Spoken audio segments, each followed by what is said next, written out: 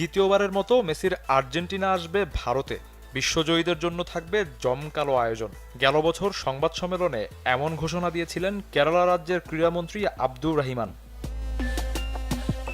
25 October থেকে 2 November ভারতের 7 দিনের সফরে একটি প্রীতি ম্যাচ খেলার কথা ছিল স্ক্যালোনি শিষ্যদের। আর মেসির সঙ্গে ভক্তদের 20 মিনিটের কথোপকথন পর্ব চূড়ান্ত করা হয় সফর সূচিতে। তবে ভক্তদের জন্য হতাশার খবর, চলতি বছর অক্টোবরে বিশ্বকাপজয়ী আর্জেন্টিনার ভারত সফর অনিশ্চিত। ভারতীয় সংবাদ মাধ্যমের খবর, মেসিদের কেরালা সফরের জন্য বাজেট ধরা হয়েছিল 70 কোটি ভারতীয় রুপি। আয়োজকদের সঙ্গে চুক্তির মেয়াদ শেষ হলেও সে অর্থ জোগাড় হয়নি। আয়োজকরা প্রতিশ্রুতি পূরণে ব্যর্থ হওয়ায় মেসিদের সফর এখন দোলাচলে।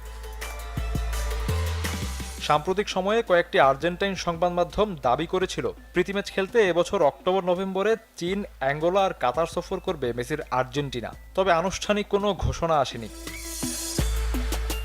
এ 3 দেশে সফরসূচি চূড়ান্ত হলে মেসিদেরকে ভারতে আনার পরিকল্পনা ভেস্তে যেতে পারে কেরালা রাজ্য সরকারের। ভারতের মতো বাংলাদেশও দ্বিতীয়বার মেসিদের আনতে চেয়েছিল, তবে পরিকল্পনা সফল হয়নি। 14 বছর আগে প্রথমবার ভারত সফর করেছিল আর্জেন্টিনা ফুটবল দল। সেবার একটি প্রীতি ম্যাচ খেলেছিল আলভিসে লেস্তেরা। 2011 সালে কলকাতায় ভেনেজুয়েলার বিপক্ষে ম্যাচটিতে 1-0 গোলে জয় পেয়েছিল বিশ্ব চ্যাম্পিয়নরা। শাফিউদ্দিন শাওন, চ্যানেল 24।